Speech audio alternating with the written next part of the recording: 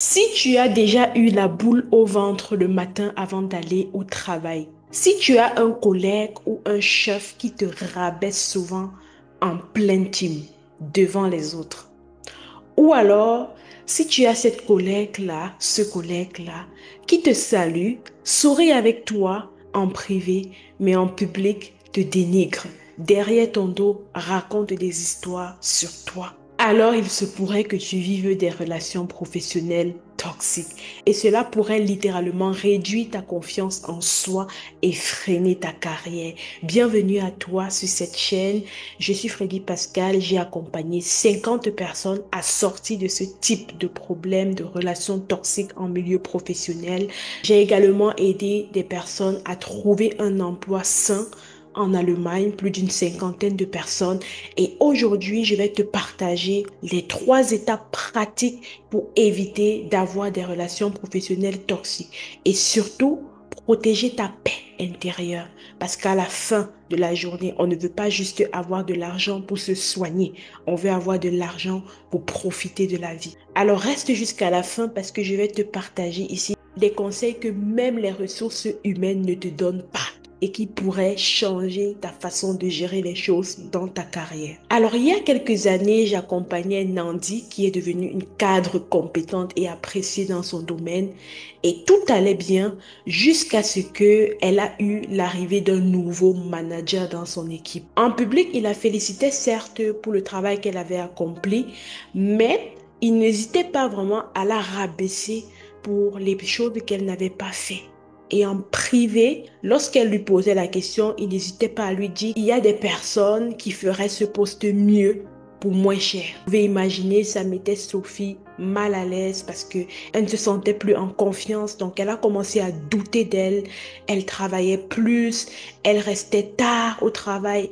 Elle répondait à tous ses emails jusqu'à tard dans la nuit et rentrait tard à la maison épuisée, n'avait plus du temps pour sa famille. Donc, chaque matin, elle se sentait de plus en plus vide chaque fois qu'elle se levait et cette situation lui pesait. Et c'est comme ça que j'ai vu des dizaines de personnes avoir ce même problème où ils se lèvent, ils ont du mal à aller au travail simplement parce que ils vont rencontrer ces collègues-là, ces chefs-là qui ne les valorisent pas assez. Si tu te reconnais dans ça, ben sache qu'il y a des solutions concrètes que tu peux employer dès maintenant qui vont t'aider à améliorer ta situation. Alors, la première étape ici, ça consiste à identifier les signaux avant que cela ne soit trop tard. Parce que la vérité est que avant que ça ne se matérialise, tu vois déjà. Donc, avant de parler de personnes toxiques, j'aimerais même qu'on parle de relations toxiques. Parce que parfois, ce n'est pas la personne entièrement qui est toxique, mais la dynamique qui s'installe dans la team.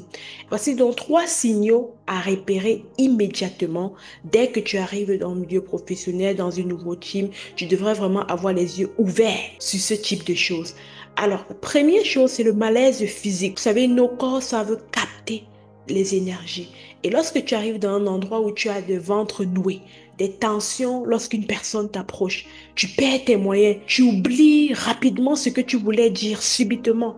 Tu cèdes rapidement à ce que la personne dit simplement parce que tu veux éviter le conflit sur le coup. Il y a eu des situations où des personnes m'ont confié avoir un épuisement express, quoi. C'est-à-dire quelques minutes simplement de conversation avec des personnes et du coup elles se sentent vidées émotionnellement. Alors si tu ressens cela, c'est super important de ne pas attendre. D'accord? C'est inutile même d'attendre que ça passe parce que ces situations, c'est ta première arme pour reprendre le contrôle sur toi. La deuxième étape, c'est de protéger ton cadre privé. OK? Et ici, je veux te dire ceci, c'est que les personnes toxiques adorent choisir le moment et le lieu pour te déstabiliser. Et tu vas voir que beaucoup aiment attendre lorsque vous êtes intime et lancer une petite pique pour prendre le dessus sur toi devant les autres. Donc ne leur laisse pas ce pouvoir-là. Décide quand tu es disponible pour une discussion et garde le cadre de la discussion. J'aime beaucoup un de mes chefs qui disait avant chaque discussion, il veut avoir un agenda. De quoi est-ce qu'on va parler dans cette discussion-là? Et là, ça aide vraiment à garder le cadre, à avoir toujours un témoin dans des discussions que lorsque tu vas recadrer les gens, lorsque tu vas leur dire, écoute, ce que tu es en train de dire, ne cadre pas avec l'agenda du jour. Donc, c'est quelque chose qu'on devrait faire une autre fois. Ou alors, ça n'a simplement pas sa place ici. Donc, c'est super important de toujours garder un témoin ou un environnement neutre pour des échanges sensibles. Sois factuel dans tes réunions et évite des débats d'opinion.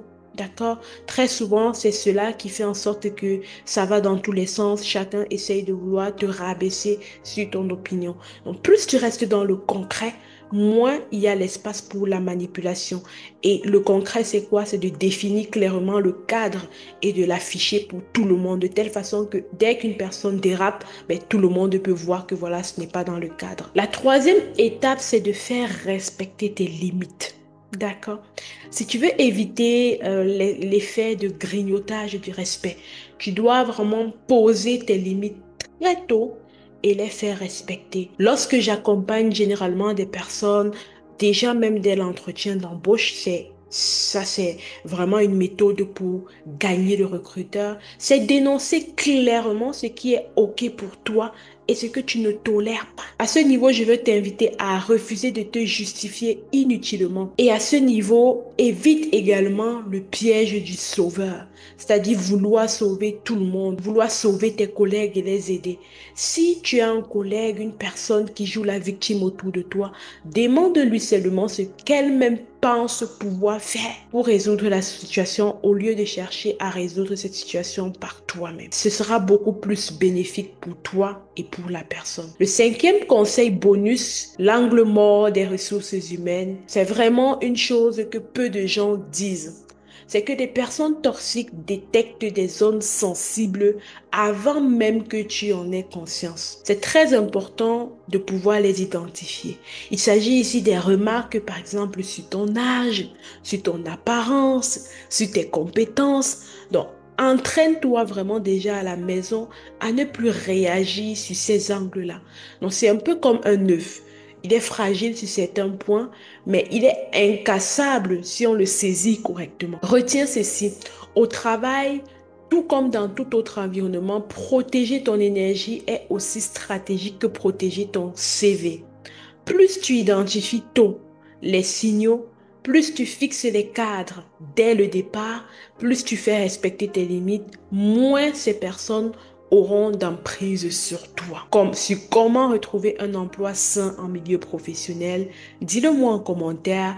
Et si cette vidéo t'a aidé, abonne-toi, partage-la à une collègue, partage-la à une amie et ça pourrait littéralement changer sa carrière ou même l'aider à la repositionner dans sa véritable carrière, sa véritable mission de vie.